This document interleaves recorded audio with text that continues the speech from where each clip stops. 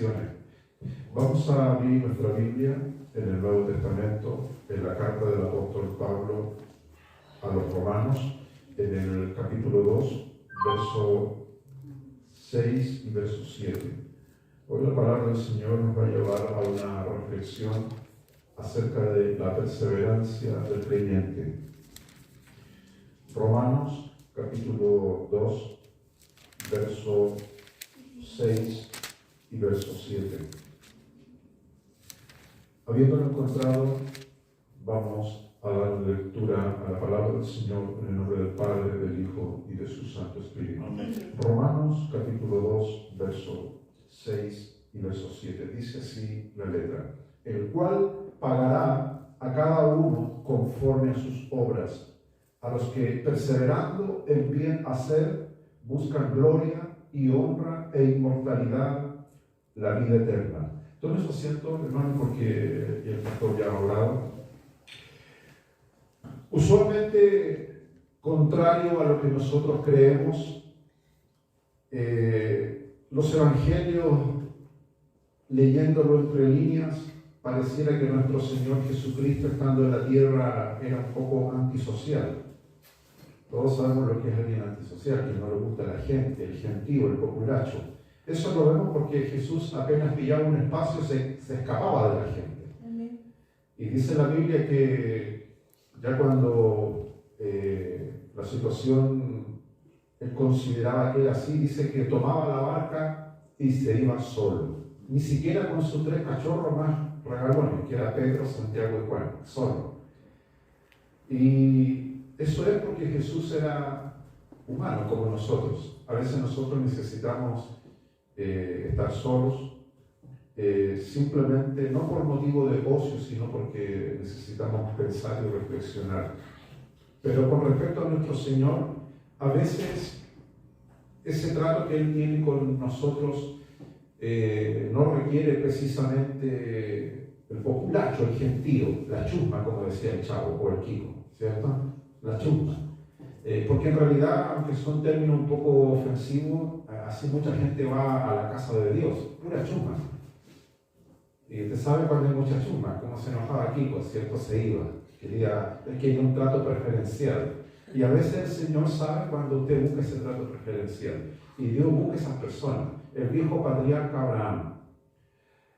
El tipo no se convirtió en una campaña evangelística, ni fue a una iglesia, ni siquiera al templo, ni nada de eso. De hecho, porque no existía eso. Él fue el primer hebreo, el primer judío. ¿Y cómo Dios lo llama? Dice que le viene una carpa y le dice: sal de tu tienda. Una carpa de esa misma que usted puede tal vez pillar en el Sodima, nunca tan refinada tal vez como la que usan los gitanos.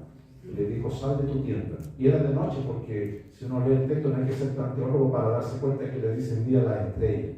No, el Señor te lo reveló, no era de noche. Dice: mira las estrellas, dice.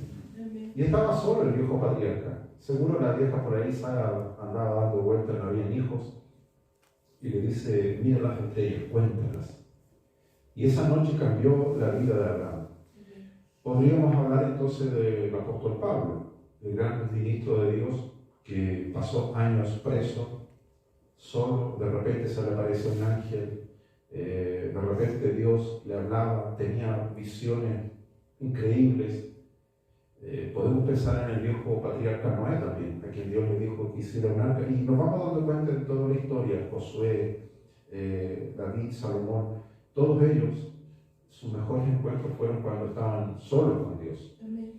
Así que no nos hagamos muchas expectativas de que todo va a agarrar a la chusma, no es así.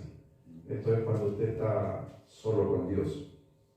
El asunto de la perseverancia es tal vez uno de los 3 temas más importantes que hoy día el creyente necesita recibir orientación y aliento, porque es precisamente en esa área donde el diablo hace un trabajo quirúrgico. La perseverancia, Romanos 2, capítulo 6, verso 7. La vida del cristiano, nosotros somos tan frágiles, no sé si mi esposa trajo las florcitas ahí están durmiendo, porque esas flores creen que se abren de día, pero no les llega la luz del sol y no se abren. La vida del creyente es así, ¿cierto? Mientras no le pegue la luz del sol, en este caso del Señor, nuestro Dios, tenemos la tendencia a marchitarnos. Cuando uno estudia teología o filosofía te dan ciertos destellos como para despabilarnos un poco, porque a veces nuestros conceptos son tan terrenales, tan mundanos que no nos hacen reflexionar en algunas cosas. A diferencia de lo que a veces nosotros creemos que Dios nos creó a nosotros, valga la redundancia, especiales, el ser humano fue lo último que Dios creó. Lo último. Dios se dio el tiempo de criar las hormigas, las bacterias, los bichos, como nosotros decimos despectivamente. Vemos un caracol, un chanchito, una babosa y se lo voy a exterminar. Nos damos el lujo de exterminar los bichos que Dios creó. El ser humano no es así. Dios creó los grandes animales que pueblan el mundo, y muchos de ellos ya no existen, y también las plantas. Y si usted ve la Biblia, dice que Dios, a la autoridad de su voz, y dijo Dios, dice la palabra, y la tierra y los mares produjeron. El ser humano también sale producto de la autoridad de la boca de Dios. La diferencia está que esa palabra, ¿cierto?, es de alguna manera injertada en el cuerpo del ser humano y provoca el alma. Pero todo lo que Dios crea antes también es creado por la autoridad de Dios. En cierta manera tiene un ánima distinta. Cuando uno estudia un poco los pensamientos de los filósofos de la Edad Media, hay cosas increíbles. Ellos decían lo siguiente: cuando una flor se marchita, muere su alma. Eso es lo que decían ellos. Cuando una flor muere, o se le va su aroma, en otras palabras. Las mujeres saben de eso. Los hombres que se regalan flores entre ellos no es muy bien visto, ¿cierto? Si mi hermano Carlos me trae un ramo de rosas, hay una mala señal eso. Siempre la flor representa la parte delicada, la parte femenina, ¿cierto?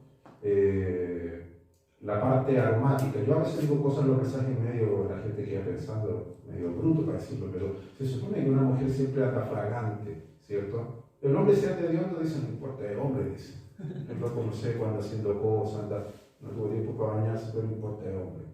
Pero una mujer, no, o sea, supuestamente es fragancia. Pongo esa analogía de la flor por eso, porque toda flor tiene su aroma. Pero cuando la flor pierde su aroma, decían los filósofos, es porque se le fue su vida. Y así pasa con el creyente, exactamente igual. Dice que somos perfume. Ay, dice, Señor, no tengo perfume en mi alma, dice. Somos perfume grato, dice, para Él. Yo siempre pienso en esos términos así como trato de dulcificar un poco la paliza que Dios me escribió, porque no me imagino a Dios así. Llegaron puras calas aquí al templo. Esas flores que llevan a los deudos al cementerio, ¿cierto? Porque no es lo mismo que te regalen un ramo, ¿cierto?, de flores de exportaciones, que te regalen una corona, de esas que llevan ahí para el funeral, no. Entonces, la Biblia dice que somos perfume, y el perfume es parte de la esencia del alma redimida. El ser humano no nace con ese perfume. A la gente le gusta pensar eso, pero no es así. El ser humano nace en pecado, nace en tinieblas. Cuando usted llega a los caminos del Señor, llega a una senda que la Biblia le llama la perseverancia, de lo cual vamos a tener una breve reflexión en esta mañana. Leemos como texto inicial Romanos 2, capítulo 2, verso 6, donde dice, el cual, refiriéndose a Dios, el cual pagará a cada uno conforme a sus obras. El día del pago, el día donde el Señor se va a sentar en su escritorio divino, me lo imagino un escritorio pero fabuloso, nada de aluminio ni materiales como dicen en el buen lenguaje criollo. No, un escritorio de oro macizo. Y va a abrir la chequera porque va a pagar, dice. Y no va a ver que alguien, el Señor no vino, se murió, está en el otro lado. No, el Señor va a rescatar hasta del infierno. Dice que de los tormentos van a resucitar todos. Amén. Bueno o malo, no importa. Va a ser el día del pago de la eternidad. los bebés que fueron abortados, hasta los viejos como Matusalén que vivió casi 1000 años, no importa, todos van a estar en ese día de la paga. Sí. El folio celestial se va a abrir y ahí va a estar el mío, para decir, a ver, ahora tú, estoy en deuda con él, pero él me va a pagar, dice. A ti te pagan porque tú hiciste algo, porque te deben. Y dice, el cual pagará a cada uno conforme a sus obras, a sus hechos, a su conducta, a la travesía que esa persona tuvo durante el sendero de la vida. Porque la persona vive pensando de que sus acciones no tienen costo, y tienen costos. Amén. Por muy pocos que sean. Ahora las monedas de a peso ya no se ven, esas de aluminio chiquititas que ustedes las ven. Ustedes son inservibles, no tienen ningún valor. De hecho, por ahí atrás vi algunas cuantas que alguien las fue a tirar ahí encima de un mueble. En su tiempo, esas monedas de a peso salvaban, pero ya perdieron su valor. Y como vamos, parece que el billete de 10.000 también ya va a perder su valor también. Vamos a hacer una queja aquí a los gobernantes que le pongan un cero a los billetes. Pero imagínate cuando el cristiano pierde valor. Usted lo siente, lo percibe. Amén. Sí, como que el Señor te tasa en esa balanza celestial y de repente ya no eres lo que eras antes. Y eso es producto de que la persona se ha salido de esa senda de la perseverancia de lo cual vamos a hablar. Dice, el cual pagará a cada uno conforme a sus obras. Verso 7. A los que perseverando. Aquí vamos a hablar de la paga buena. No vamos a hablar de la cuestión del juicio eterno para los malos y todo ese tipo de cosas. Vamos a hablar, dice que a quienes el Señor les va a pagar, dice con respecto a los que están en el camino de luz, de salvación, a los redimidos, dice a los que perseverando, dice, el bien hacer. Aquí entramos ya, de hecho, en la reflexión profunda del creyente en su diario vivir, porque todos nosotros nos examinamos si hacemos el bien o no en el día a día.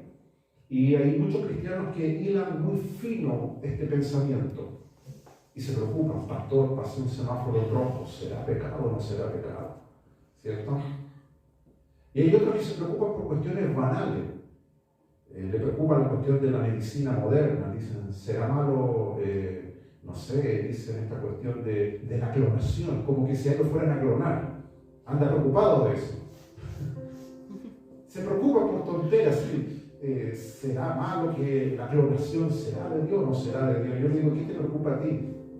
Feo, enano, problemático. Imagínate, si tú eres un problema de personas que te clonen, otro problema doble, no te preocupes, no te van a clonar. Entonces hay gente que le preocupan esas cosas, cuestiones externas. No miran si ellos obran el bien o no. ¿Qué es el bien? Si el cristiano tiene problemas para definir el mal, también tiene problemas para definir el bien, porque entramos al dilema de que en el mundo toda la gente tiene esta palabra que yo le voy a decir. Cuando predicamos con algún vecino, algún conocido, un pariente, te dice, es que nadie tiene la verdad. Después de que tú le hablas una hora, media hora, te esfuerzas en darle, te dice, pero sí, pero es que mire, nadie tiene la verdad. La verdad es relativa. Y se pone un filósofo los días. O sea, depende de quién lo diga. O sea, inmediatamente ellos ponen ese colador delante del trono de Dios y dicen, bueno, Dios es muy bueno todo lo que dice, incluso la Biblia la respeto, pero si ese Dios llegase a existir, debe andar vagando en algún universo y no le interesa lo que pasa en este mundo. Eso piensan los agnósticos. Muchos políticos de este país son agnósticos. La señora Bachelet, que hoy día le invocan tanto, ¿cierto? Debe tener la oreja así de grande como Dumbo la señora, ¿cierto? Y todos los políticos, la gran mayoría son agnósticos, que ellos dicen, si Dios existe, no lo negamos, pero su acción sobre este mundo es tan ínfima que no importa. Y hay muchos cristianos así, cristianos que son agnósticos. De hecho, hay partidos políticos, hay cofradías que se hacen llamar cristianos agnósticos. Ellos dicen, podemos hacer el bien, pero el bien es relativo. A él le puedo hacer el bien, pero ese loco me lo va a pagar. Y hay muchos cristianos que tienen esa tendencia de ellos decidir qué es el bien. A eso quiero llegar. No está en usted, no está en mí decidir qué es el bien. De aquí emana, como dice el Salmo 119, lámpara es a mis pies tu palabra y lumbrera mi camino. Entonces es la palabra la que ilumina la senda del creyente. Aquí dice lo que realmente es bueno para Dios. Hay un versículo bíblico en el Nuevo Testamento que es tajante y dice: todo lo que no proviene de la fe es pecado. Todo lo que no emana de la fe, y evidentemente no habla de un conjunto de creencias, sino habla de esa fe de la cual la Biblia dice que Jesús es el autor y consumador de la fe. El apóstol Pablo profundiza y dice: a los que perseverando en hacer el bien buscan gloria, honra e inmortalidad, la vida eterna. Siempre he predicado este versículo bíblico y cada vez que lo leo puedo exprimir y sacar el sumo de lo que el apóstol intenta explicar. Porque si lo leemos desde una perspectiva terrenal, mundana, dice: pero aquí estamos, mire, el Señor dice que busquemos gloria. Y ahí los tipos empiezan a hacer sus nombres. Como Nimrod, el tipo dice que quiso hacer una torre. De hecho, la Biblia dice la famosa torre de Babel. Pero si tú lees los escritos antiguos, el tipo tenía un problema severo aquí y aquí. A veces nosotros imaginamos que era una torre como estas torres de agua que tienen aquí las ciudades, o como la Torre Eiffel, o como la Torre Entel. No, era una cuestión pero monstruosa. Los documentos antiguos hablan de que la base de la torre tenía increíblemente casi 200 o 300 kilómetros de diámetro. Era un círculo, como una torta. Enorme. ¿Cuántos kilómetros hay de aquí a Rancagua? De aquí a Talca. La base de esa construcción era pero gigantesca.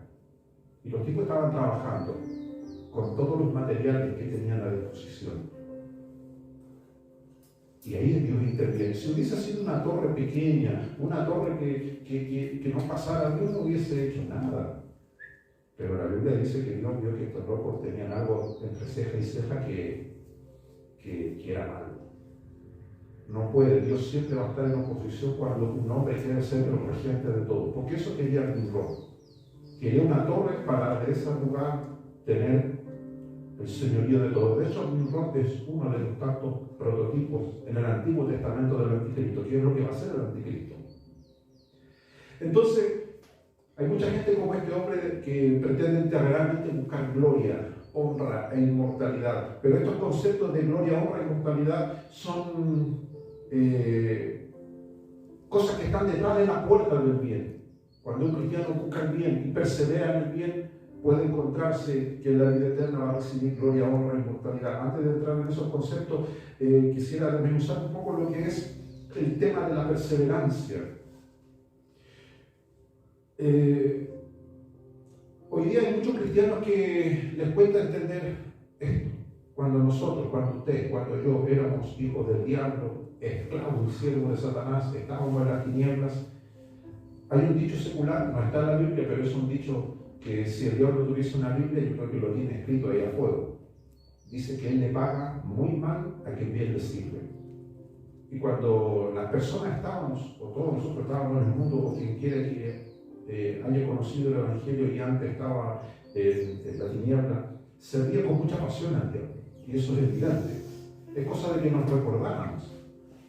Había una pasión, una devoción prácticamente religiosa en los dictámenes que él nos imponía. Y es cosa de que usted salga a la noche a las 3 de la mañana. No va a haber hermanos haciendo vigilia. ¿Qué va a haber? Restaurantes, pubs, cabaret, discotecas, y todas llenas, haciendo filas. Y los que no tienen, te pagan y te dicen: hermano, ve, te tratan como hermano. Una moneda fraterna, por favor. Acá nosotros llegamos a la mañana y temprano hay unos tipos que están ya jugando la pelota 7 de la mañana, van con sus parrillas, ¿cierto? Y hay una devoción en eso. Y está bien, cada uno puede hacer los esparcimientos que quiera, porque el versículo 6 lo dice: el Señor dará la paga, dice, a cada uno según sus obras. Hay un registro de todo lo que nosotros hacemos, de nuestra entrega. Ahora dice el texto: ¿qué es la perseverancia? De lo cual vamos a leer algunos versículos más. La perseverancia, el apóstol Pablo, todos sabemos que escribió, aunque era judío, ¿cierto? Le escribía a gente no judía, sobre todo la carta a los romanos. Y muchos eran judíos, pero no hablaban el hebreo, así que tenía que explicarlo en su idioma. Es como que alguien le diga: hermano Carlos, mire, mándele un mensaje a los hermanos en Paraguay. está la pastorita Gladia allá con la hermana Leticia, pero ellos están allá en un lugar donde no hablan español, hablan puro guaraní. Así que usted va a tener que enviarle un mensaje y ahí, claro, ¿qué va a hacer? Va a tener que hacer lo que Pablo hacía a veces, buscar un escriba, alguien que le escribiera. Porque si usted se fija al final de su carta, a veces decía, yo fulano escribí, no era Pablo. Y buscar un buen intérprete, un buen traductor y que sus ideas queden plasmadas ahí. Entonces, Pablo cuando escribe, utiliza la palabra perseverar en la forma en la que él intentó escribirla, la idea era cuando una persona es obligada a hacer un trabajo, ¿cierto? Y tiene que terminar ese trabajo hasta la hora en que se lo diga. Más que perseverar parece soportar, ¿cierto? Está obligado a terminar ese trabajo, pero tiene que hacerlo de buena gana. Eso es perseverar. Eso es lo que Pablo estaba diciendo.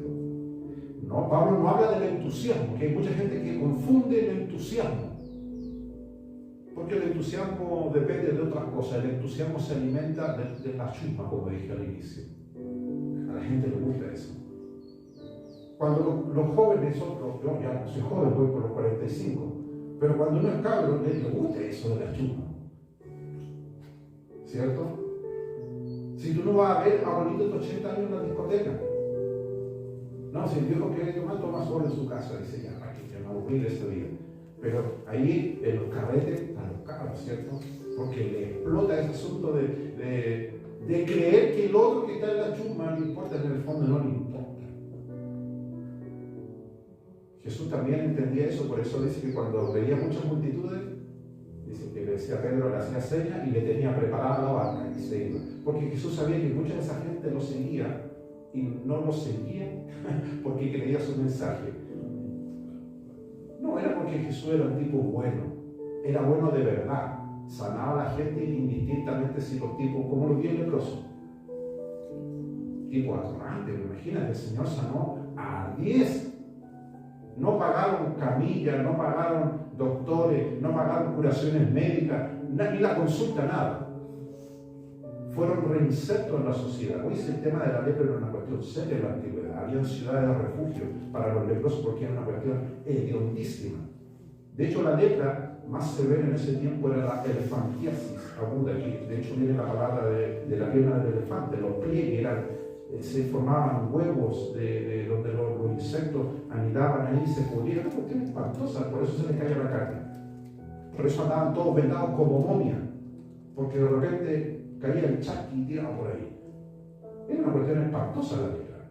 Y los hombres que tenían eso no podían tener vida marital, estaban excluidos de la sociedad, no podían ir al templo, que era lo más hiriente para ellos.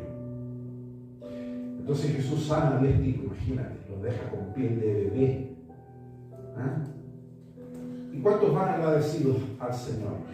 Uno, tu hermano, el otro, a 9, agarrarlo a palo, pero uno. Y así mismo, así está la balanza divina, 9-1. Y eso es notorio en muchos lados, hermano, pero Dios ha sido bueno con esa gente. No fulminó a esos 9 leprosos, ni dijo, mira, las balanzas las voy a devolver, no. Hay mucha gente así caminando fuera de los templos, fuera de la fe, que algún día fue tocado por el Señor y recibieron inmerecidamente un toque de salvación, un toque de perdón, un toque de remisión en alguna área de su vida. El texto habla de la perseverancia entonces. ¿Qué es la perseverancia? Es entrar en esa senda de entender que la gracia, y aquí viene un tema que a mucha gente le complica. Hay mucha gente que dice, hermano, la gracia no es todo. El otro día a los hermanos que me estoy enseñando el curso les decía lo mismo. Yo conocí una persona que me dijo, yo fui su pastor y me dijo, yo no tengo por qué ayunar. Y me lo dijo serio. Yo no ayuno y no oro, no necesito hacerlo, porque mi Señor lo hizo por mí, decía, y levantaba la mano decía. Él decía, pero vos sois patán, sois sinvergüenza. No, él decía, pastor, si no tengo, usted está ayunando, ¿para qué ayuna? Venga a comer a mi casa, decía, tengo un amigo, un lechón, lo está esperando. Y yo pensé que era bromeando, pero sí es verdad, me dijo, ¿qué dice la palabra? El Señor ayunó ni 40 días, imagínense, 40 días. Entonces, como Él sabe que yo me ayuné, Él ayunó por mí y Él oró por mí. Entonces yo no necesito orar ni ayunar. Hay mucha gente así, que piensa que la gracia de Dios llega a tal punto de que es como una escalera mecánica, ¿cierto? Que usted se pone ahí y te lleva a donde tiene que llevarte. En el metro yo lo veo, hay una escalera monstruosa ahí, sobre todo el Príncipe de Gales. Y veo señoras a veces que están paradas ahí y tienen las dos escaleras. Y la otra escalera, puros jóvenes, vagos, ¿cierto? Se suben en la mecánica. Es curioso eso. Puro tipo vago, cabros, que tienen la hormona, pero de acero, ¿no? Y van en la escalera mecánica así, como de granada. Y la viejita y los tatas van en la otra. Y llegan arriba, llegan. Entonces, la perseverancia es eso. La perseverancia es llegar, pero sin pillería. Entonces hay mucha gente cristiana que no persevera.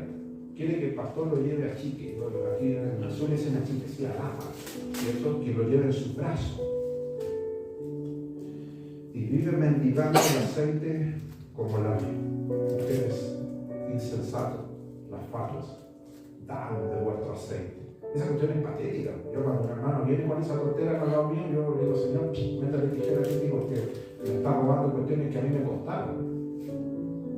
¿Qué pasa con ese tipo de personas que estén llamando a Carlos Filas a las 3 de la mañana, a las 4 hermanos Carlos la dormía, el otro día me la dormía, ven visita al hermano de Corrolera, de Cotrama, que el diablo me corre hermano, y tú después que hay pensando, ¿qué le pasa a este tipo? Vive de mi aceite, vive de lo que el Señor le da, y el otro queda esperanzado y aguanta 3 días con eso, después te vuelve a sentir. Eso no es perseverar. El perseverar es cuando tú estás en este camino y tienes claro dónde tienes que ir. El apóstol dice, perseverando en bien hacer, buscan gloria, honra e inmortalidad. La gloria y la honra son cuestiones que vamos a ver en la eternidad. Yo siempre me imagino eso, no soy cardiólogo, pero no creo tampoco que sea tan tonto. Digo, pero Señor, las neuronas que me diste, por lo menos una funciona. Soy más inteligente que mi mascota, que el Andy. Si estoy en menos nivel intelectual, ¿para qué voy a decirlo? Esa gloria, honra, yo creo que va a ser cuando se abran las puertas del cielo y los ángeles nos agarren. No entre nosotros, que vengan los ángeles y digan, oh, usted es el pastor Hernán. Mira, nosotros arriba lo miramos, lo observamos. Va a caer, no cayó. Bueno, llegó acá, mire, cuente, usted es famoso acá. Usted tiene gloria. Ahí los ángeles todos sacándose selfie con nosotros. Mira, este loco, mira, te aguantó, pero este sí que aguantó, duro, un comando, un ninja, un día yo, un talibán. Ahí está la hermana Mabel, ahí está, le costó, pero aquí está. Se habló mucho de ti aquí. Allá no va a haber memoria, hermano, de los tipos que no tuvieron ninguna intención de perseverar en las cosas de Dios. Esos tipos no. Hay gente que le preocupa eso. Pastor, allá me voy a acordar. No, usted no se va a acordar de nadie. No va a sufrir, porque hay mucha gente que dice, ¿y qué va a pasar con mi corazoncito? ¿Va a sufrir por aquello? No. Dice que el Señor hará no solamente el proceso de la resurrección, va a eliminar todo rastro de malignidad, todo rastro de pena, de tristeza, de amargura, nada. Entonces dice que a los que buscan gloria, honra, y allá en el cielo será una cuestión, esa fiesta que va a ser la famosa fiesta de la boda del Cordero, va a ser como un petit péché, un anticipo de lo que será el milenio. Y el milenio va a ser un anticipo de lo que será después lo que viviremos en la eternidad. Pero hay gente que le preocupa mucho el tema de si por ahí se va a filtrar un hermano descarriado y se transforma en el futuro diablo de la eternidad.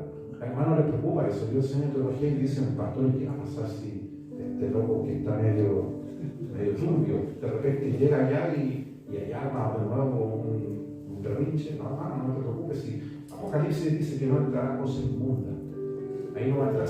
Lo que estamos viviendo ahora, hermano, es el filtro. La perseverancia es el filtro que Dios está usando en este tiempo. Vamos a ir a buscar un versículo bíblico. Colosenses capítulo 4, verso 2.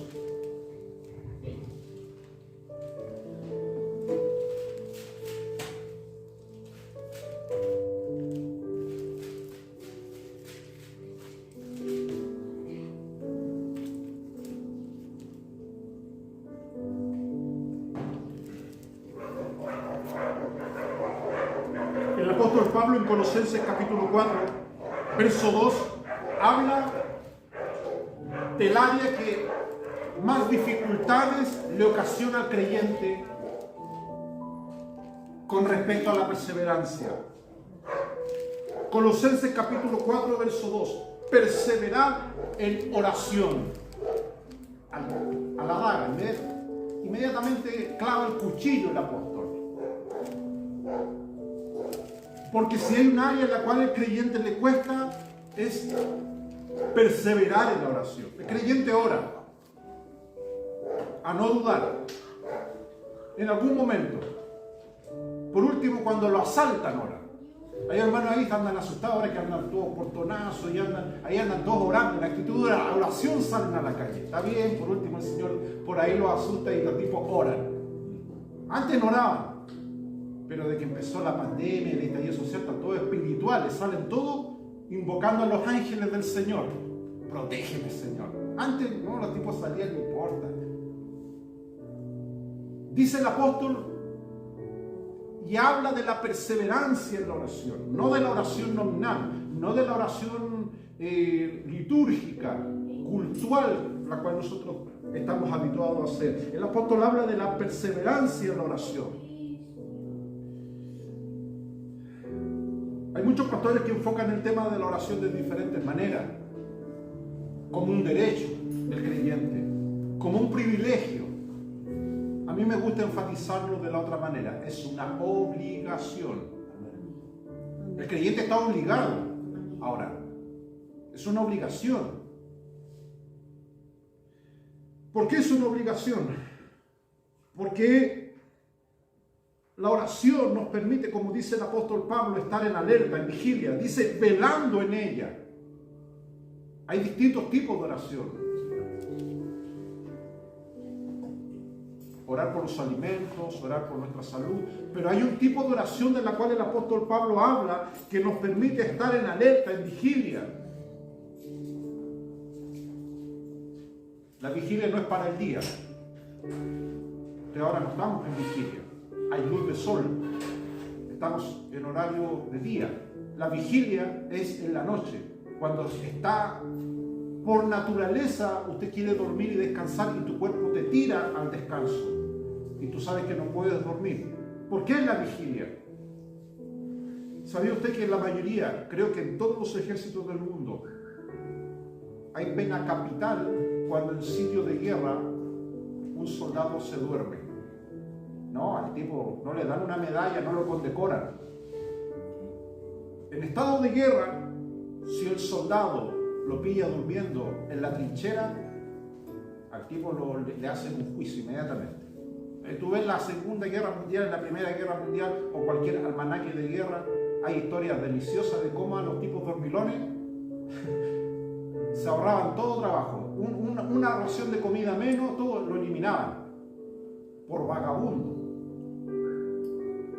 Entonces la vigilia es estar alerta.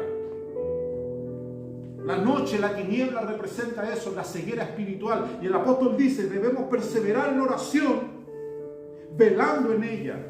Otro elemento de esta oración dice, con hacimiento de gracias o con acción de gracias.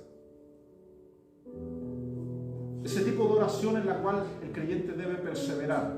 Algunos perseveran solamente pidiendo comida, y para eso son buenos, para perseverar. Señor, esta semana quiero pollito, esta semana quiero chuleta, quiero pernil, quiero chorrillana. Y una oración perseverante. Dios tiene la oreja así de grande con ese tipo que pide comida. Pues el pueblo de Israel era bueno para eso. Se quejaban todo el camino, queremos carne. Y ya eran perseverantes hasta que Dios les respondió.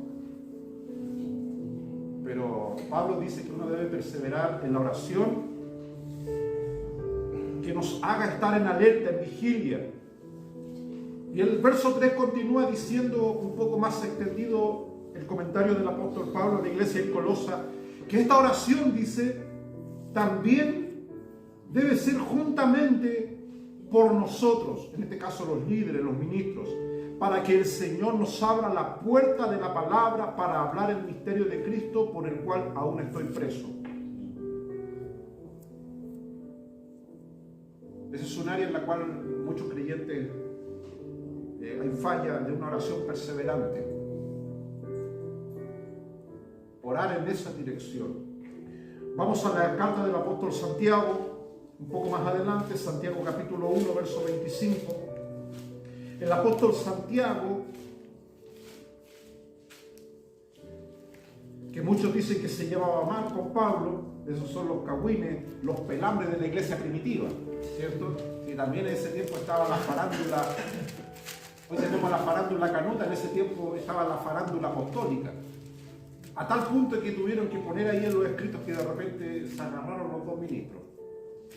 Pero no eran por asuntos de caracteres, porque todos tenemos caracteres distintos y temperamentos distintos. No era por herejía ni nada de esas cosas.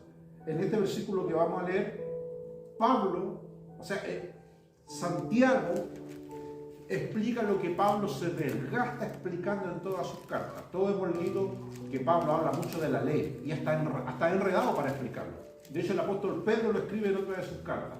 Nuestro amado hermano Pablo dice, el cual ha escrito cosas difíciles de entender, los cuales, dice, los indoctos tuercen para su propia perdición. Todos estaban de acuerdo en que Pablo escribía cosas complicadas, pero no era porque él era complicado, era por su trasfondo, por su erudición, por su bagaje, por su cultura, porque había sido un tipo educado a los pies de Gamaliel. Entonces, el apóstol Pablo habla mucho de la ley, y a muchos de nosotros no nos queda claro qué intentó decir Pablo, que la ley ya no sirve, que esto y lo otro, y se nos haga un enredo. El apóstol Santiago lo explica de manera sencilla. ¿Cuál era esa ley de la cual el apóstol Pablo hablaba? Santiago 1:25 dice, mas el que hubiere mirado atentamente en la perfecta ley. Evidentemente el apóstol no se refiere a la ley judaica. Dice, sino, que es la perfecta ley, que es la ley de la libertad.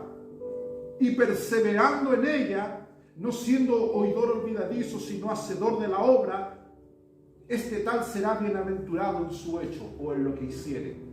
El apóstol Santiago habla de la ley perfecta. Existe esa ley. La ley de la libertad, dice él. Pastor, primera vez que escucho esa ley. ¿Qué dijo el Señor? ¿Dónde está el Espíritu de Dios? ¿Qué es? Libertad. ¿Libertad de qué? Cualquier cosa que nos tenga prisioneros no nos deja ser libres. La Biblia es clara y dice de que donde está la presencia del Señor, el Espíritu de Dios, ahí hay libertad. No puede haber opresión y libertad en la misma instancia o en la misma circunstancia. De hecho, la palabra lo dice y alterna el concepto donde dice el Espíritu de Dios, donde está. En los tiempos antiguos se hablaba de la Shekinah, de esa manifestación gloriosa que solía verse en el templo en el desierto y luego en el templo de Salomón, y en ocasiones se veía.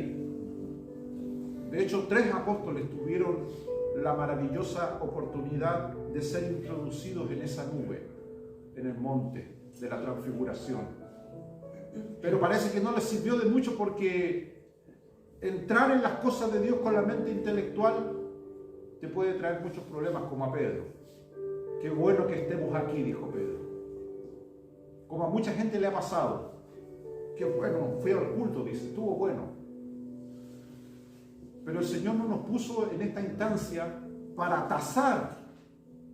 Usted conoce los tasadores que van a una casa, a algún lugar y sacan medidas, miden todo y luego hacen sus cálculos de acuerdo al mercado y le ponen un precio a eso, lo tasa.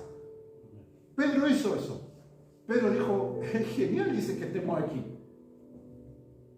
Y no le bastó con la Shekinah, no le bastó con que los vestidos de nuestro Señor se hayan vuelto luminosos, que su misma carne haya sido gloriosa. No, ahí viene el error humano. Pedro dijo, a esto le falta un empujón. Mano a la obra, voy a hacer 3, dijo. Yo me imagino a los ángeles, Dios mismo agarrándose los pelos de arriba, pero ¿qué está haciendo este querubincito? Si la manifestación ya no necesitaba más, pero Pedro dijo, voy a hacer 3 enramadas, dijo. Para mi Señor, obviamente, la más grande. Moisés y Elías también, para que no peleen. Y a veces nosotros hacemos eso. Hay mucha gente que pide manifestaciones gloriosas Y después a esas manifestaciones le añade cosas que después distorsionan el Evangelio. Así le ha pasado a muchos grandes predicadores, de los cuales usted ve en YouTube que hacen pedazos algunos de ellos, y con justa razón, porque empezaron como buenos predicadores. Y hoy día tú los ves, son Tony de la fe. Da pena lo que hablan, pero fueron buenos predicadores. Y Dios tal vez les dio una visitación, como dicen ellos, les gusta decir una rema, una palabra. Pero después que hicieron esto, vamos a enmarcar eso y vamos a hacerlo así, y ahí se distorsiona todo. Entonces, hermano, la perseverancia. El apóstol Pablo en Romanos decía, perseverando en hacer el bien. Ese es el eje de la perseverancia del creyente. No hacer cosas erradas, cosas que están mal, sino hacer cosas que están bien. El apóstol entonces en Colosenses nos hablaba de perseverar en la oración que nos hace vigilar, estar alerta. Y ahora el apóstol Santiago nos habla de que debemos perseverar en la ley de la libertad. Eso dice, mirando atentamente la perfecta ley, que es la ley de la libertad, y perseverando en ella. ¿Qué es perseverar en la ley de la libertad? A veces yo veo las noticias, ayer no veo mucho porque en realidad siempre es lo mismo, pero veo a estos tipos que salen de la cárcel, cumplen condena y están 3 horas libres y vuelven otra vez. Y después están cumpliendo 3-4 meses y están 3 horas afuera y vuelven a ser pillados en un delito y vuelven otra vez. No perseveran en la libertad que tienen. Usan esa libertad para conducir y canalizar todo el mal que tienen.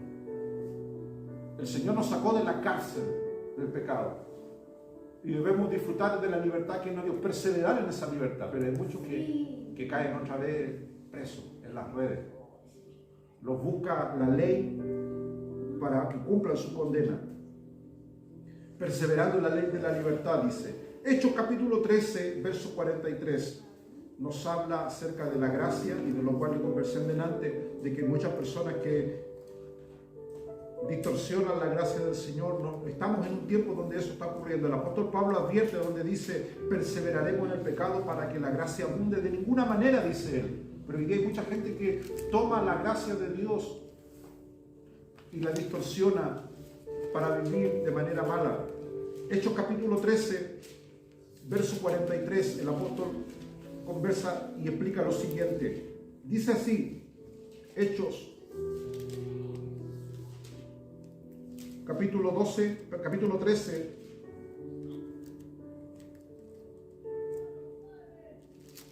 el apóstol Pablo y el apóstol Bernabé le hablan a las iglesias de Antioquía, de Pisidia.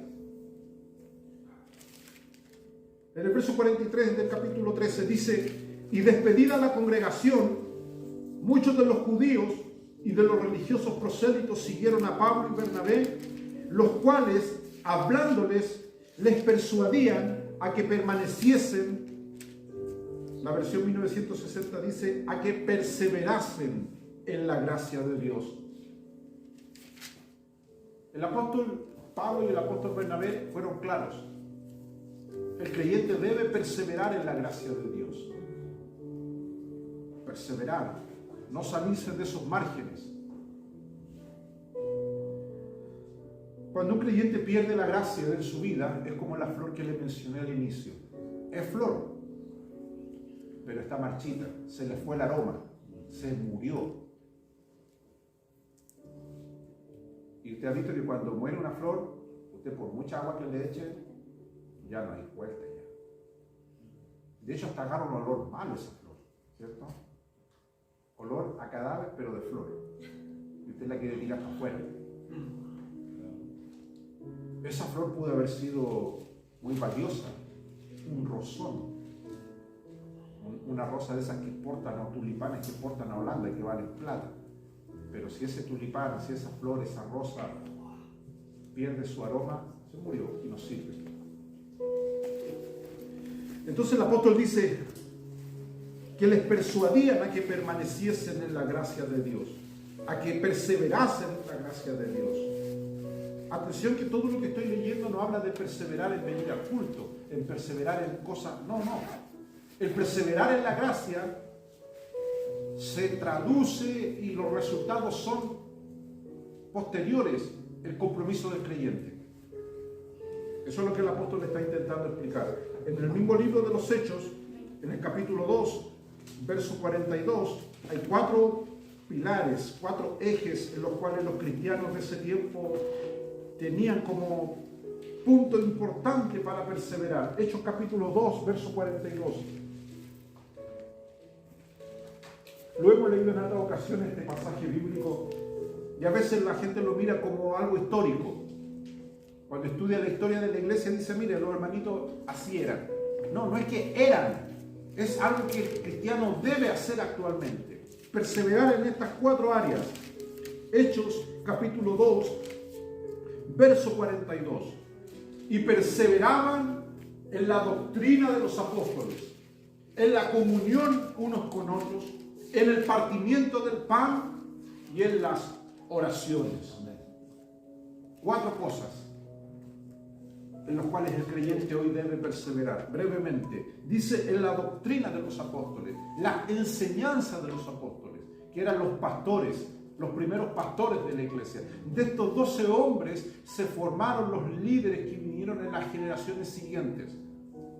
Y sin duda, Dios sabe y Él puede trazar ese trabajo de esos hombres hasta el día de hoy.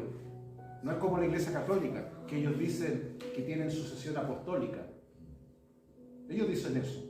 Si tú hablas con un sacerdote católico, un seminarista que estudia casi 12 años, lo que le meten en la cabeza a ellos es decir que ellos son y tienen autoridad por el hecho de que tienen la sucesión apostólica. O sea, ellos dicen que el viejito que está sentado ahí ahora en Roma viene en línea y en sucesión directa de San Pedro. Así le dicen eso a ellos.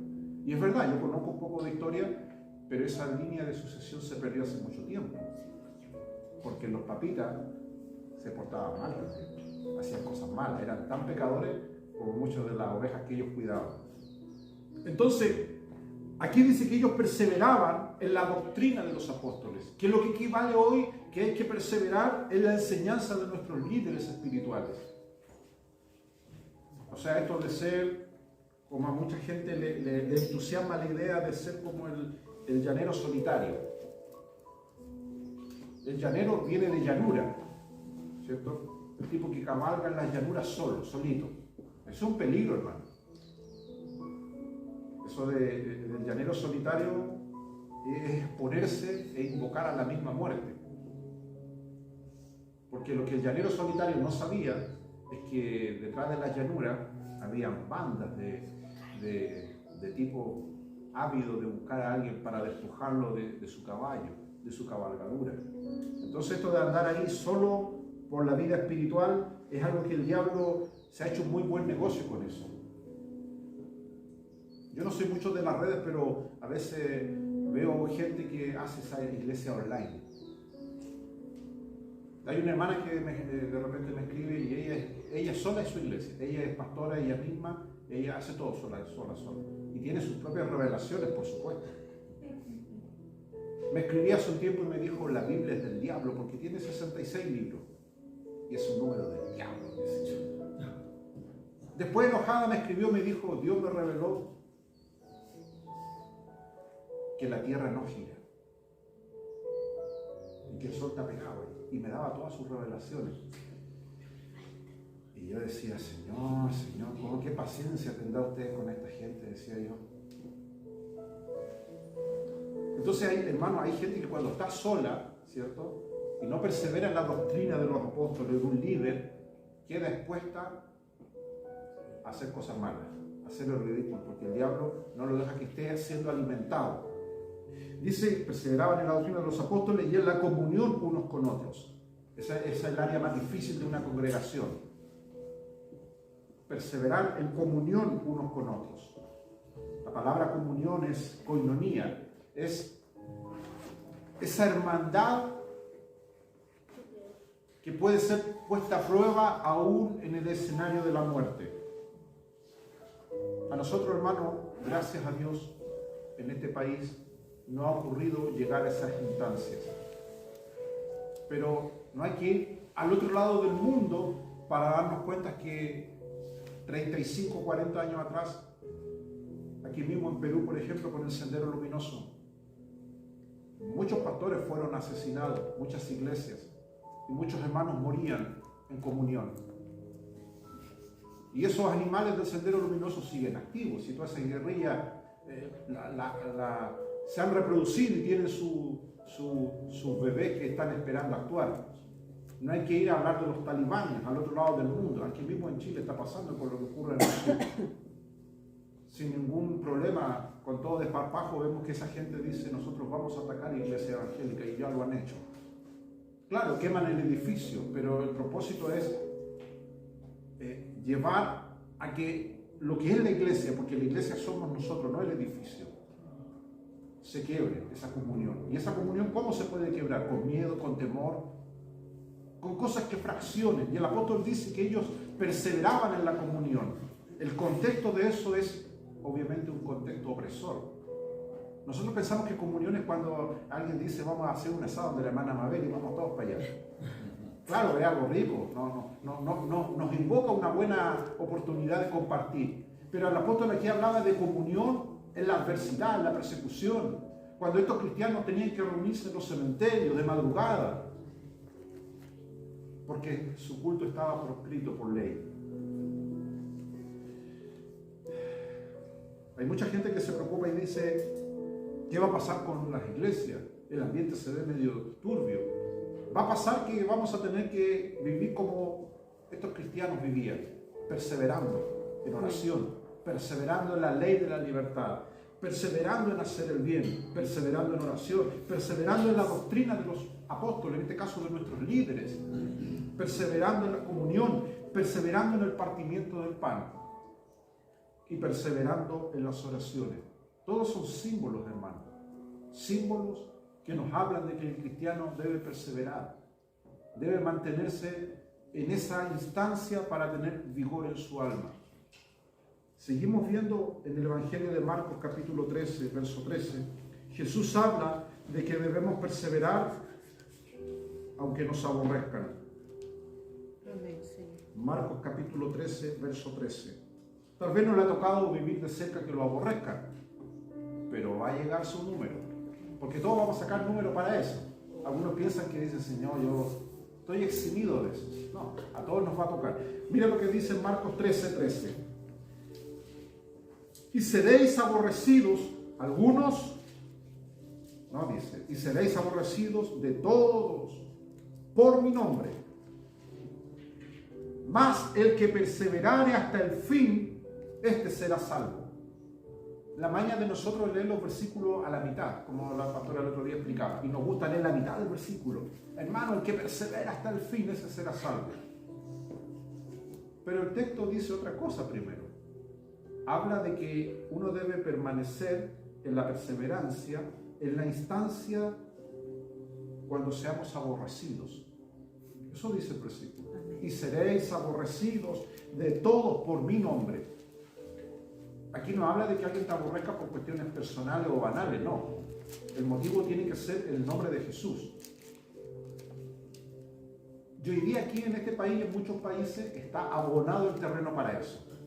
Está abonado para que el cristiano empiece a ser aborrecido por causa del nombre de Cristo.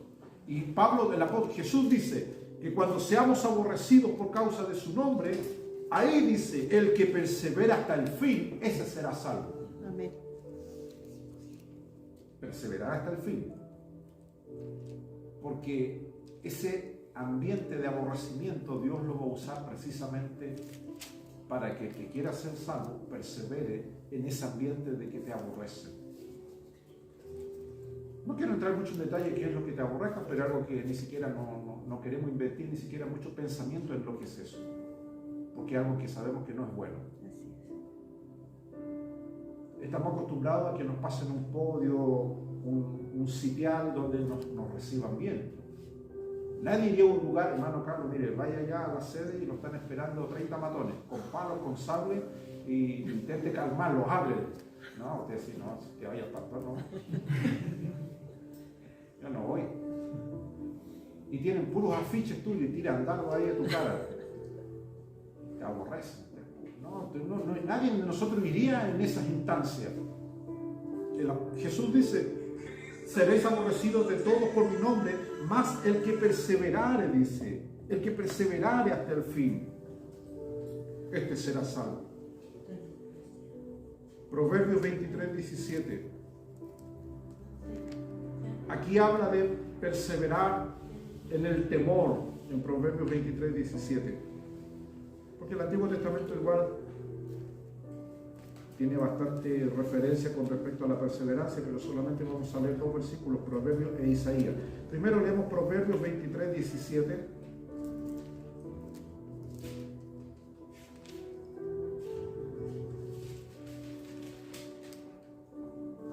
Dice así, Proverbios 23, 17. Como corresponde, vamos a leer el versículo completo, no la mitad. El versículo completo dice, del capítulo 23, verso 17, no tengas tu corazón envidia de los pecadores. Antes, persevera en el temor de Jehová en todo tiempo. Si leemos la mitad del verso, suena lindo. Persevera en el temor de Jehová en todo tiempo. Pero la escritura completa habla de que debemos perseverar. Y una de las cosas que complota en contra de la perseverancia es la envidia. Sí, la envidia.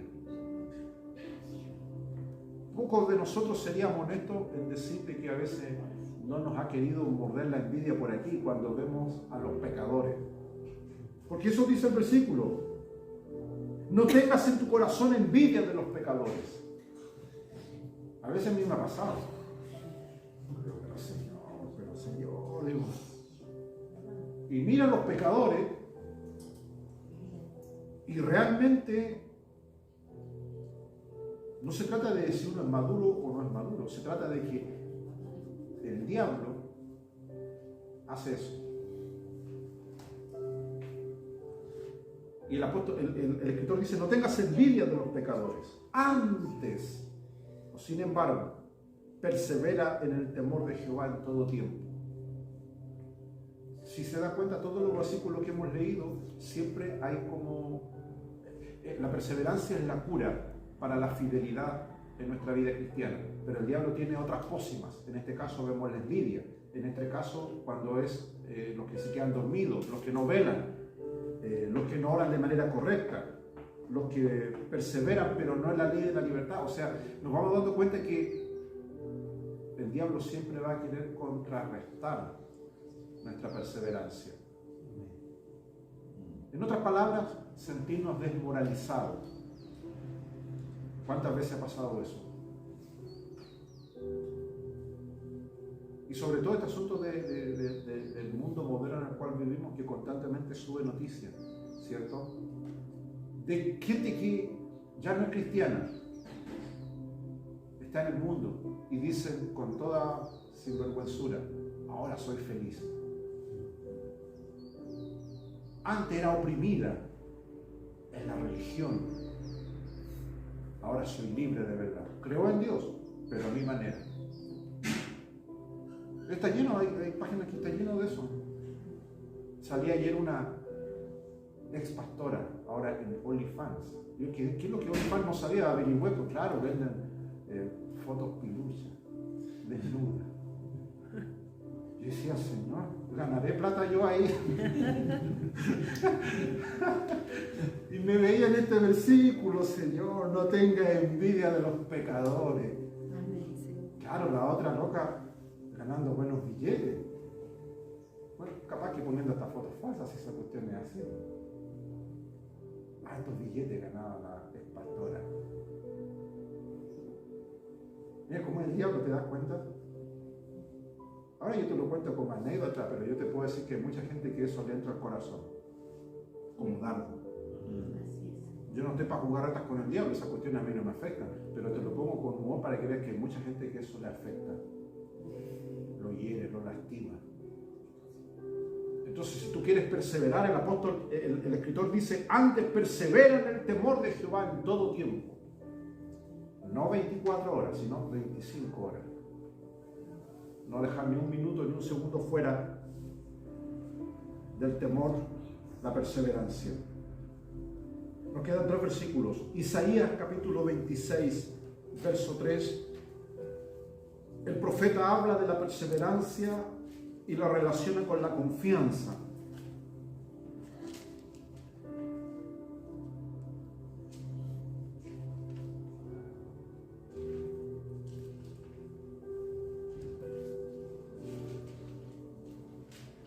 Isaías 26, 3. Es un texto que igual hemos leído en ocasiones, pero en esta instancia es pertinente leerlo con relación a la perseverancia. Dice Isaías 26, 3, refiriéndose a Dios: tú le guardarás en completa paz aquel cuyo pensamiento en ti persevera, porque en ti ha confiado. Y aquí el profeta Isaías, aparte de todo lo que ya hemos visto, el profeta Isaías dice de que aquellos que perseveran lo hacen porque han confiado en Dios.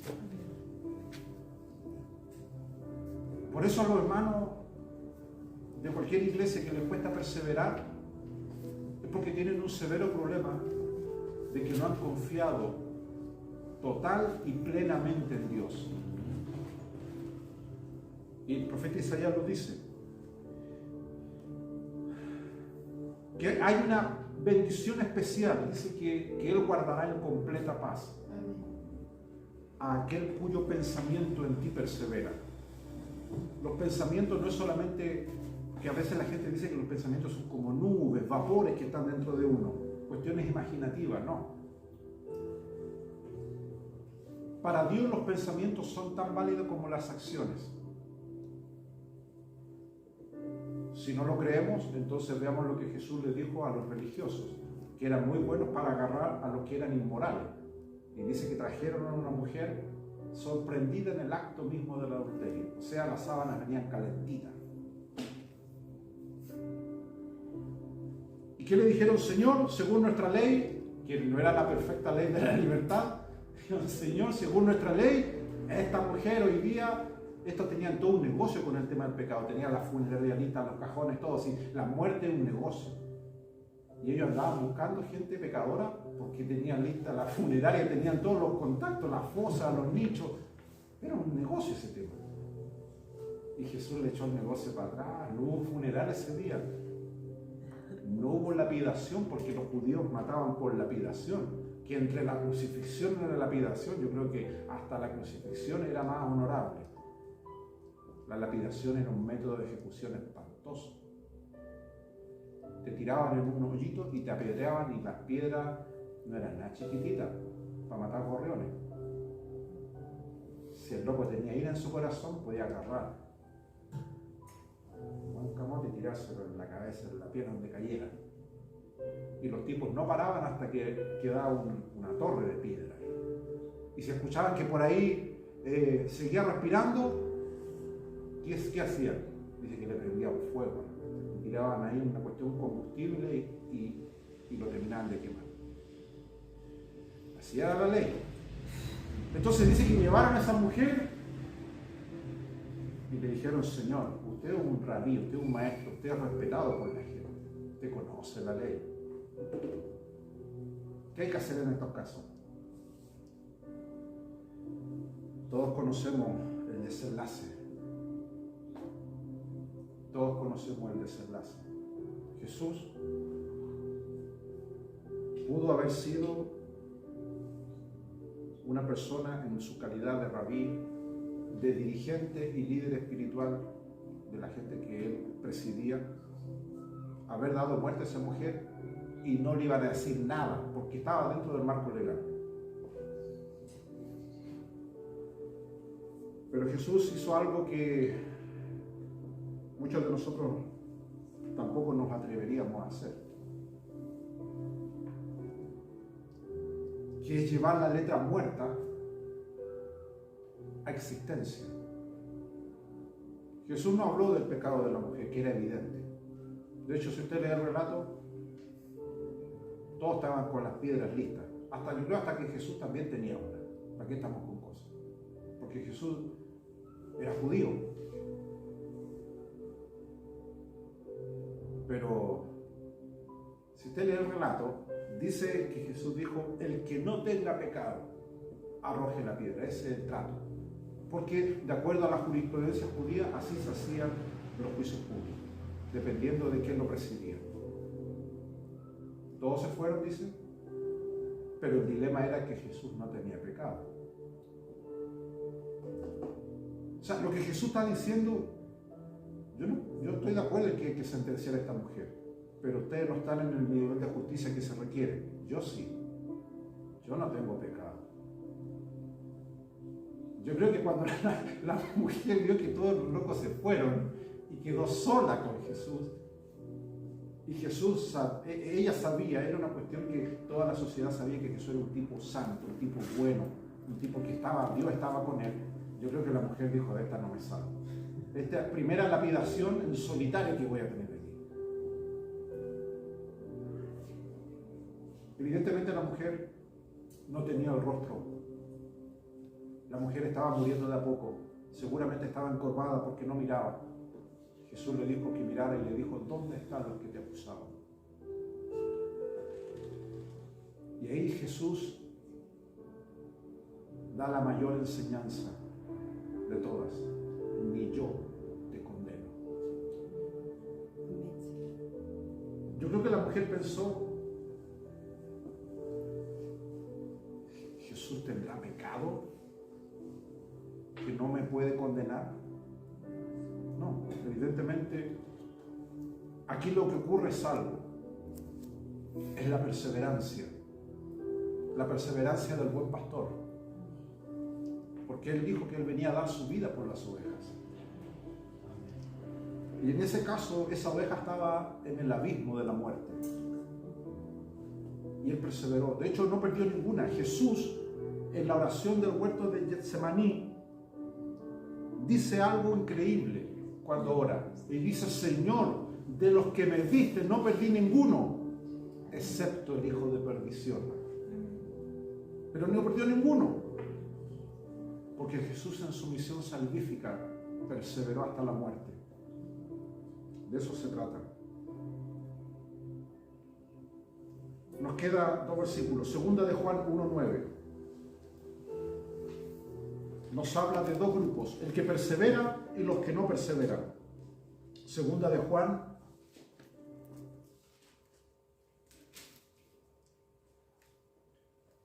capítulo 1, verso 9. Eso ya queda llegando al Apocalipsis.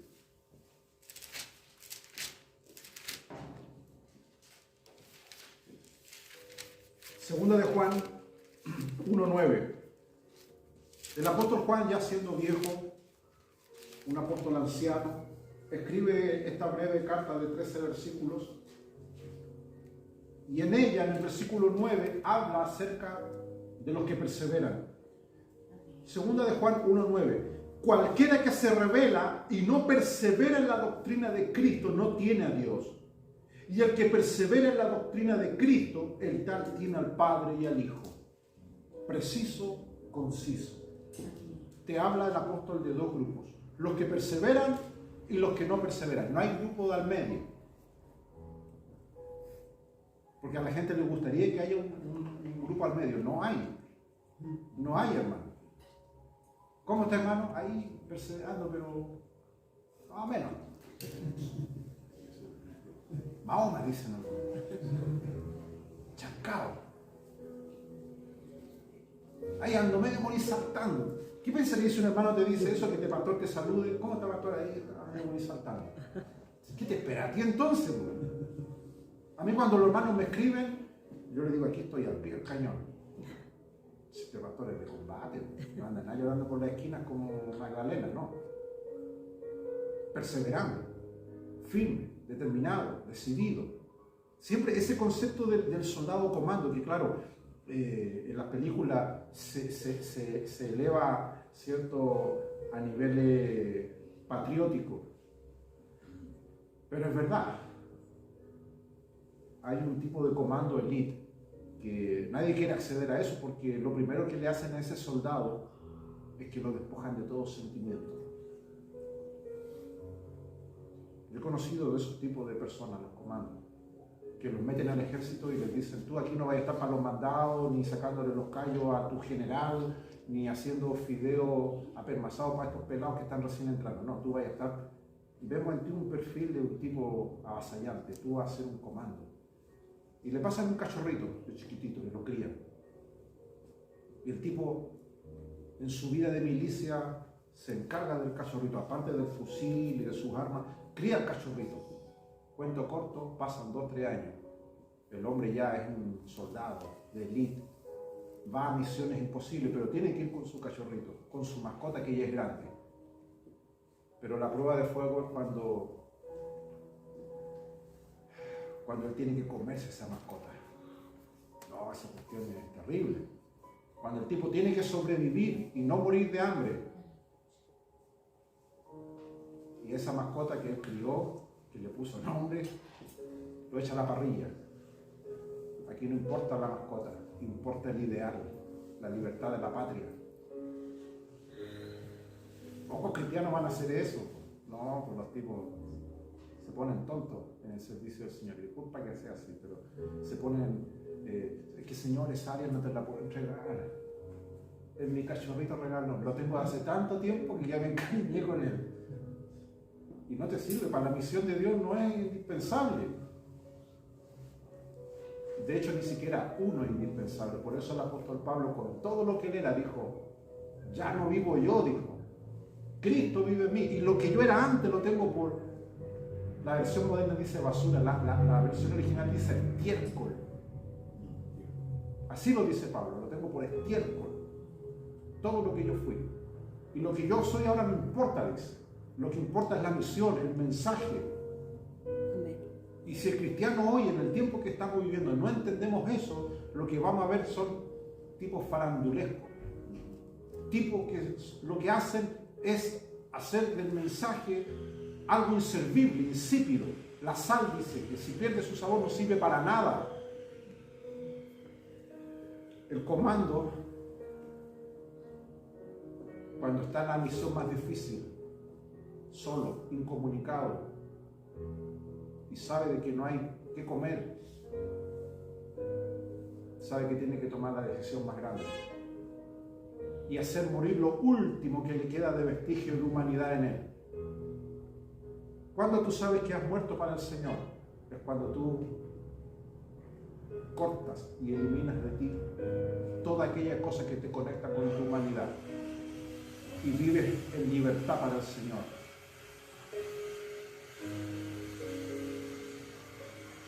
El apóstol es claro. ¿Quiénes son los que no perseveran? El texto lo dice: los que se rebelan. Léalo, versículo 9. Cualquiera que se rebela no persevera en la doctrina de Cristo. Pastor, ahora entendí, o sea que los hermanos que no perseveran son amotinados. Sí, son amotinados, son rebeldes, son anárquicos. Y esas personas no van a entrar a la gracia de Dios. Porque el mensaje de Cristo es contrario, es subyugarnos, es doblegarnos a la gracia de Dios, someternos a Dios. El otro día, no me recuerdo si fue en este púlpito o en otro, explicaba de que a veces nosotros somos presos de nuestros conceptos y de lo que decimos de nuestra boca. Señor, eres el Rey soberano de mi vida. De hecho, la palabra soberano, su raíz, significa déspota, que significa que Él hace lo que Él quiere. Eso significa soberano. Ay, me arrepiento de lo que dije, Señor. Él es soberano de tu vida y de mi vida. Él puede hacer lo que quiera contigo. Lo hemos dicho cuántas veces, Señor, usted es Rey soberano.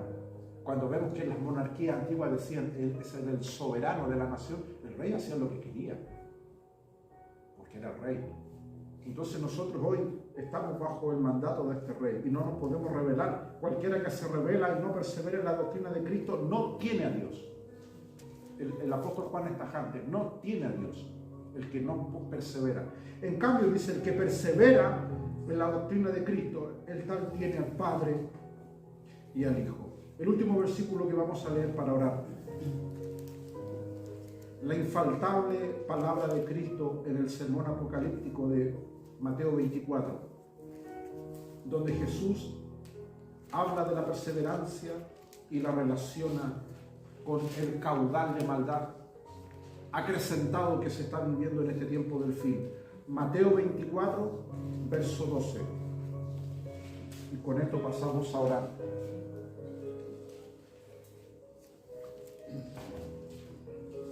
Mateo 24, verso 12. Y por haberse multiplicado la maldad, la caridad o el amor de muchos se resfriará. Verso 13, que siempre lo leemos aislado. Mas el que perseverare hasta el fin, este será salvo. En dos ocasiones Jesús lo menciona, el que perseverare hasta el fin. En una, relacionado con la perseverancia, por motivo de que seremos aborrecidos. Y ahora Jesús lo menciona y dice, ¿quiénes son los que perseveraren hasta el fin y quiénes serán salvos? Lo menciona en el contexto donde dice que en el tiempo del fin, por haberse multiplicado la maldad. Y nosotros somos testigos en primera fila. Sacamos boletos VIP para el tiempo que estamos viviendo y no podemos decir que lo que nuestro Señor dijo no se ha cumplido. Dice el texto del versículo 13, por haberse multiplicado la maldad. Hoy se ha multiplicado la maldad de forma exponencial como nunca antes la hemos visto. ¿Y qué va a provocar eso? No asombren nosotros, que nos asombremos, no. Jesús va más allá. Jesús nos está diciendo, miren muchachos, la maldad en el tiempo del fin se va a acrecentar y Facebook, las noticias y va a estar inundado de eso. No, Jesús va a hablar de un efecto tan terrible que dice que eso va a provocar que el amor de muchos se va a enfriar. Aquí no te habla de tipos muertos, te habla de gente que ha estado con el amor de Dios, que ha estado encendido con la presencia de Dios en su vida. Dice que ellos están peligrando, dice que el amor de muchos se va a enfriar. Producto de que se ha multiplicado la maldad. Y es en ese contexto que Jesús dice, más el que perseverare hasta el fin. Perseverar en medio de este caudal de maldad. ¿Se puede? Se puede. Si Jesús lo dijo, se puede. No, nadie va a poder decir, señores, que miren, la maldad es tan grande que me dejé llevar. Camarón que se duerme, dice. No, tenemos un camarón. Y la maldad no tiene por qué tener recepción en la vida del creyente. Todo lo contrario, dice, el que persevera hasta el fin, ese será salvo. Hemos leído entonces versículos que nos hablan acerca de la perseverancia en la oración, en hacer el bien, perseverar en la ley de la libertad, perseverar en la gracia de Dios, perseverar en la comunión, en el partimiento del pan, en las oraciones, en las enseñanzas de nuestros líderes, perseverar en medio del aborrecimiento, perseverar en el temor, perseverar porque es una muestra de confianza para nuestro Señor, perseverar porque no queremos ser rebeldes y por último, perseverar en medio de esta maldad que rodea al creyente en este tiempo. Que Dios nos dé la fuerza, mis estimados hermanos, para perseverar.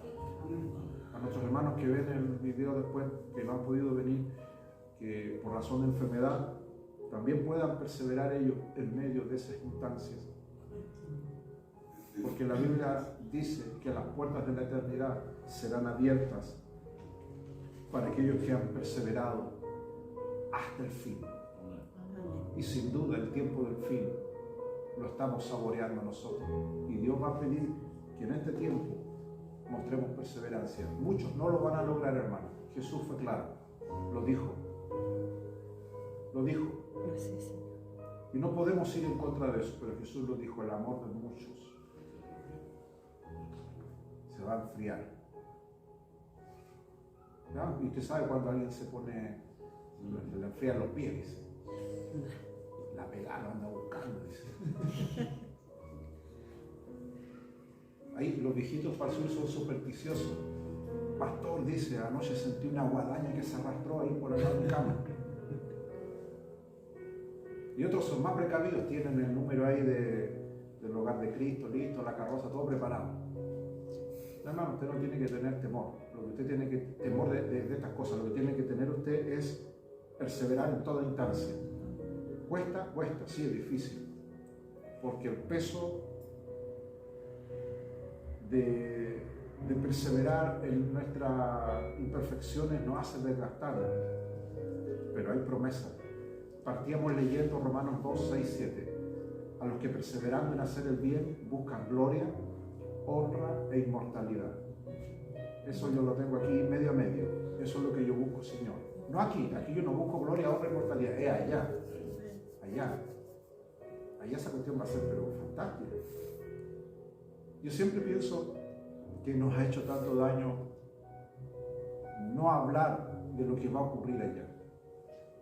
Yo cuando era chico cantaba un corito, calles de oro, mar de cristal, y siempre yo cuando cantaba me cerraba mi mente y me imaginaba las cunetas. Pues no, aquí ven las cunetas todas orinadas, papeles sucios, las cloacas abiertas. Y yo era chiquitito y cantaba eso y decía calles de oro, y yo decía, pero una cuneta, decía yo, una alcantarilla de oro, todo me imaginaba eso y decía, Señor, va a ser algo increíble, o sea, todo lo que tú vas a hacer no va a estar, yo lo creo que es real, no creo que es algo simbólico, no. De hecho la Nueva Jerusalén es una ciudad real.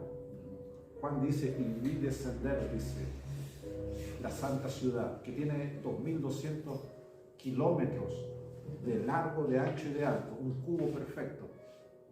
No sé quiénes irán a vivir ahí, si ese va a ser como el crucero VIP. Algunos vivirán en el cielo nuevo y en la tierra nueva, otros en el tercer cielo, otros en el séptimo cielo, otros en el paraíso, no sé. Pero va a haber tanta gente, hermano, en la eternidad, que evidentemente no vamos a entrar todos en el mismo lugar. Así que Dios tiene hartos ranchos preparados.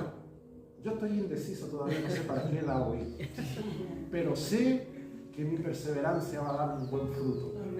El Señor me dice, mira, perseveraste, así que te toca aquí una buena rancha.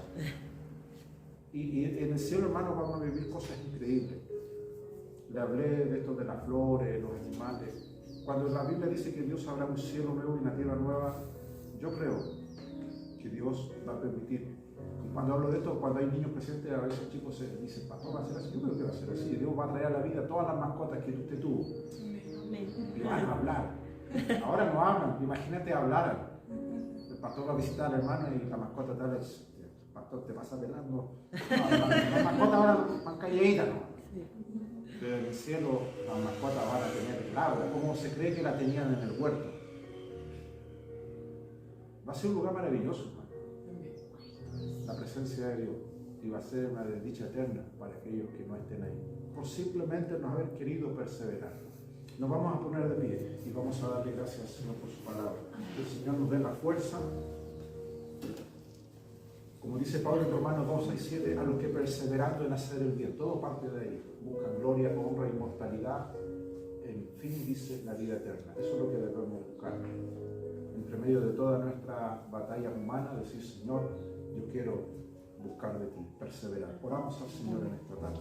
Te damos gracias, Señor, por tu palabra. Gracias. En esta hora, Señor, hemos alimentado nuestra alma con el consejo de tu palabra, Señor. Necesitamos, Señor, tu fuerza, tu guianza,